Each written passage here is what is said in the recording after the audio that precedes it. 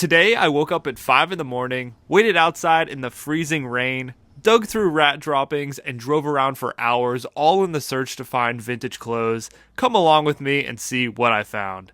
If you're new here, my name is Zach, and I love to go to estate sales, flea markets, pretty much anything where I can find vintage stuff. And today, I'm at an estate sale. I was actually the first person here. I got here before the sun came up. I thought more people were going to be there, but it was also freezing rain outside. It was like in the mid 30s, and it was just sort of miserable outside. The pictures online advertising for the sale seemed extremely promising. Not sure how they took this picture, but it just looks so majestic inside. I spotted two vintage hats just in this picture, and as I swiped through, I saw this other picture that had a hat rack with tons of hats. None of the hats on the rack seem extremely good, but they were all stacked on one another, so who knows what could be underneath them. As for clothing, there was only one picture of a clothing rack. A lot of these sales, they don't put that much effort into taking the pictures, so they could miss a lot of stuff, and a lot of times they don't take pictures of every closet, so there could possibly be closets full of clothes here. So about an hour before the sale, a lot of other people started showing up, so I got outside to wait in line with them. The estate sale company wanted us to wait on the side door, so that's where I was waiting here. One thing they did though was they left this screen door open, so I was able to see inside, and luckily I was able to piece together that the room I was looking in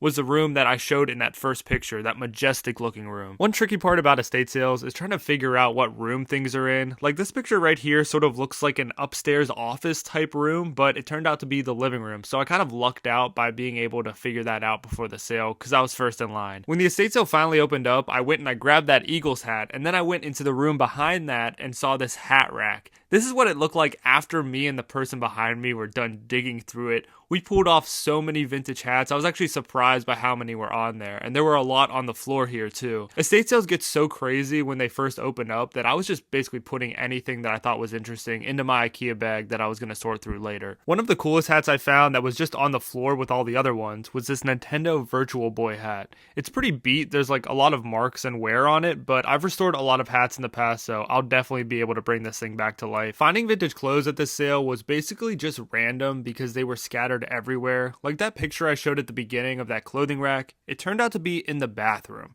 I've never seen a sale do this before, but they were all hung up like a shower curtain. The only way I found this was by just wandering around the house. Like I definitely wouldn't have saw this at first. There were around 20 to 30 people in the house at once, so it was like so hectic in here. Like I said, I went to the hats first, so who knows what kind of clothes I could have missed in those first couple minutes, but I was able to grab a few decent things. There was a closet that had a bunch of towels, and I pulled out this Coors Light Silver Bullet towel, and here's just a better look at some of the other random hats. I'll do a whole haul at the end, so make sure to stick around for that. So when I first went into the estate sale, one thing immediately struck me that I wasn't expecting to, and it wasn't the smell of cat, which there was a smell of cat in here, but the Eagles hat that I grabbed wasn't actually just a vintage Eagles hat. It turned out to be an Eagles hat with a built-in radio.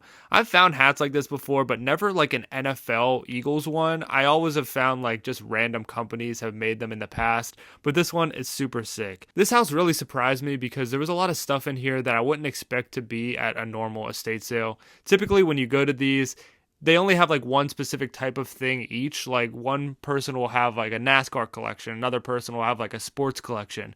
But this person had a bunch of random stuff, so it was a lot of fun to look through everything. One super random thing I found was this vintage Gatorade water bottle in its original box. It's dated 1985 down at the bottom, and this is the type of thing I love to find. It's not worth a ton of money or anything, but it's just a super cool find. I ended up giving it away for free on my Instagram, so that was like a cool little thing to give away. I also found a few little bags and accessories that I'll show at the end, and here's a better look at some of the shirts that I found. Like this New York Jets jersey, it's more like a jersey t-shirt thing, and then this Garfield one is really cool. It's got this nice texture to it. You can tell it's from like the early 90s. This Eagles hat has an antenna on it that you can extend and built-in earbuds. So this is like way before its time. Speaking of before its time, I also found this vintage Nintendo Virtual Boy hat. If you're unfamiliar, this is a system that Nintendo released in 1995, and it was sort of like the precursor to VR. You put this thing over your head and it made games like 3D. Like I mentioned, this hat is super beat, but this is a very rare hat, so I'm curious how much this thing is worth or anything. It's definitely the most valuable hat I found all day. So after I went to this sale, I made my way over to an appointment only estate sale. A few days ago, I saw this listed online. I've never seen a sale like this, but they said they didn't want too many people at the sale at once, so you had to make an appointment. So I made my way over there, but on the way, I saw this other estate sale happening, and when I walked in, it was like the weirdest situation in here that I've ever seen. It wasn't really like a house. I mean, it was physically a house, but inside it was pretty much just plumbing equipment and tools and stuff. Not sure if somebody was running their business out of here or what the real situation was. Half the rooms weren't finished and half of them were. It was just a really strange thing going on. Big surprise, but I didn't find anything here. My scheduled estate sale wasn't until 11:30, so I had some time to kill, and luckily on my way over, I spotted this yellow antique store. Never been here before, but it looked big, so I had to go inside. Antique stores can be extremely hit or miss, and I'm not gonna lie, this place looked very promising when I walked in. There was stuff everywhere. There was so much in here that a lot of the rows you actually couldn't even walk through because there were just like boxes everywhere. Most antique stores have a bunch of different sellers that rent out spots. I think there were different sellers in here, but this place just seemed more laid back than a typical antique store, and that's usually where you find the good stuff at the more laid back ones. My personal experience is that antique stores aren't the best place to find vintage clothes, but you could get lucky. Most of these places only have a few racks of clothes, but since there's different vendors at every single antique store, you never know what you might find. I've just learned over the years, the more places you look, the more likely you are to find something good, so I stop at every antique store I can because you never know which one's going to be the good one. In the back right corner of the store, I saw this rack of vintage t-shirts, so I got really pumped. The first shirt I saw was this Dick Tracy shirt. This is a movie made by Disney, I believe in the late 80s, early 90s. I guess they thought it was going to be really popular, so they made tons of merch for it, but it never really took off. There were a few other random shirts in here that I would have picked up if they were just a little bit cheaper. All the prices weren't like egregious. I thought they were pretty fair, but they were just a little bit too expensive for me to buy. I walked around the rest of this place and it was packed, but I didn't find any other clothing. One cool thing that I saw was this Coors beer sign. It was all lit up, but it didn't have a price on it. That's one problem with antique stores, is sometimes things don't have price tags on them and there's nobody really to ask because the actual seller isn't there. I also saw this Monk beer stein that I thought was really cool. Overall, I love this antique store. I'm curious what it's like when it's warm outside because I bet they have some of the outdoor areas a little bit more spread out, so maybe some of the pathways will be clear inside here. It's called Elwood Antiques. It's in New Jersey. You guys should definitely go check it out if you have a chance because there's a ton of fun stuff in here. I ended up buying the Dick Tracy shirt. They were asking $20 for it, but somehow they gave it to me for $16. I'm not sure if there was like a deal going on. Maybe I should have went back in and tried to buy some of the other shirts. Maybe there was a deal going on all the clothing. After all that, now it's time for my 11:30 appointment at this estate sale. I'll be honest with you guys, I didn't see much in the pictures that I was really thrilled about, but when I pulled up and saw that it was an old house, I was at least happy with that fact. I've never heard of an appointment-only estate sale, but I will say it was a lot more chill than the typical let everybody in at one time, because I was in here and there was only 3 or 4 other people and we all got to look wherever we wanted, and it was a lot more chill. But one downside was that I didn't realize this sale actually started the day before, so I didn't know how many people had looked through all this stuff before me. There could be 10 people, there could have been no one, or there could have been 100 people. And as I looked through everything, I did get the feeling that this was somewhat picked through, but that doesn't keep me down. I'm the type of guy, I'm gonna look until I find anything. I will search through this whole freaking place until I find something. If I find out something's picked through, I'm like, I am going to prove that it is not picked through. I'm going to prove that I can find something. So upstairs, I was proving myself wrong. I was not finding anything. There was some old stuff. I did see this shelf of like old bottles and things that I thought was interesting, but I've never sold anything like that. I'd say the most notable thing on here was this Native American Avon bottle.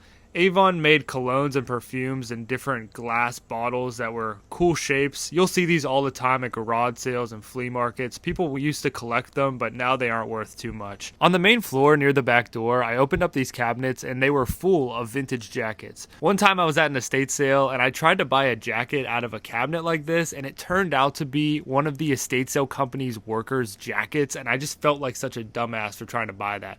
But that was not the case here. These were actually for sale. The coolest thing I found in here was this American flag vintage fleece jacket. I've found this before, and this one's just really high quality. Right next to here, there was also a wooden bathroom. I love when there's just like random themed bathrooms. I feel like in every old house, there's one bathroom that's just really off the wall crazy. They're either like a different color or like a different theme, and this one's just completely wooden. The kitchen in this house was really cool too. Check out the vintage wallpaper. I really like the cabinets. Just check out all the details on those wooden cabinets. They also had a collection of Peanuts McDonald's glasses from the 70s. I recently found a few of these in one of my past videos, but this is a whole set of them. Not really sure what to call this side room, but I'm guessing it's like a pantry. It might be some other old house room thing they used to have, but I really like the light in here. Something that I was not expecting at all was I was walking around in the kitchen and I looked through the doorway, and there was a room full of clothing down here. I wasn't expecting any clothes to really be on the main floor. I was thinking maybe there'd be a couple closets, but this room is absolutely filled with clothes randomly. Before I started digging, I wanted to give you a glimpse of how packed this room actually was. I mean, there was just a lot of clothes in here. I need a room like this in my house, just an entire closet room. So I started digging around, really getting my hands in everything, and unfortunately, I'm really only seeing older women's plus size clothing, so that's unfortunate. But one positive that I was seeing was a lot of the clothing up high was still folded, so I was like, maybe people didn't look through this yet. Maybe there still is a chance I'll find something good, so I was really trying to look through every inch of this place. Most of the clothing that was hung up was really just women's clothing, so there was nothing too special, but I was thinking there's got to be some men's clothes in here somewhere. I started reaching my hand up above everything, and I did find one vintage shirt up here, this Blueberry Hill t-shirt. Never heard of this, and I'm sure it's nothing special at all, but it's one of those double layer vintage t-shirts. This thing's from like the early 90s. I also found this oil t-shirt from the 80s in this laundry basket. So this house is really convincing me that there's gotta be more men's clothes in here somewhere. So at this point, I'm digging through any clothes I can see. There's clothes piled up in every corner of the room, so I'm just kind of digging through everything. But then I see a dresser, and I got a feeling there's got to be something good in here. So I walk over and I realize it's filled with rat droppings. At this moment, I had no idea what to do. I had just been digging through a rat's house. This is like rat's paradise, all these clothes. At this point, most people would probably just leave the entire estate sale. But I realized that I did not look in the basement, and I gotta check that out before I leave. The basement was pretty treacherous. There was barely a pathway through, and there was like tools and machinery sticking out, kind of blocking the way.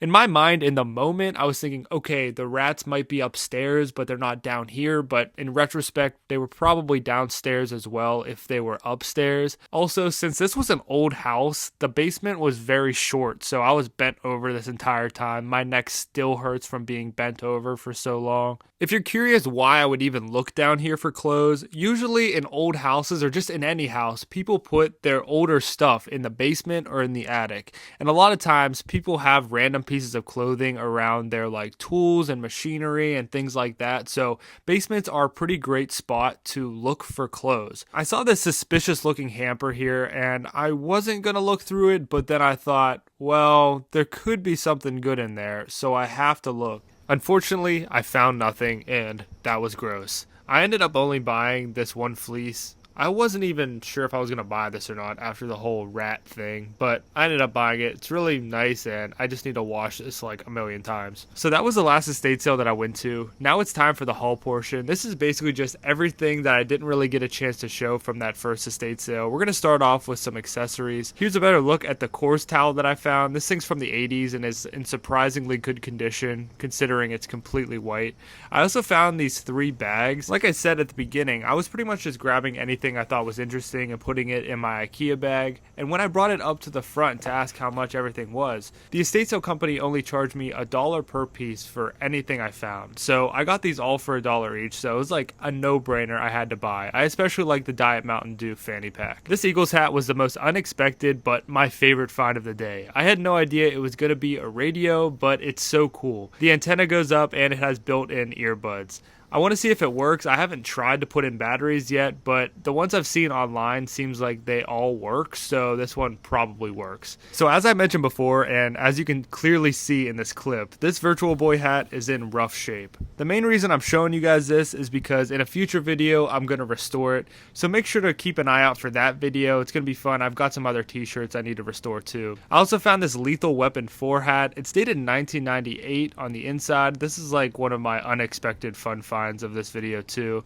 I also found a bunch of racing related hats. I think my favorite one's probably that Tide Racing. I found it before, but this is like an 80s version, so it's a little bit older than ones I found in the past. I also found some sports hats. I especially like this Flyers corduroy hat. There's also this really old Philadelphia Phillies hat. I'm pretty sure this is from like the 80s. It's maybe even from the 70s. One of the other hats that's in here that is really beat is this NCAA Final Four hat.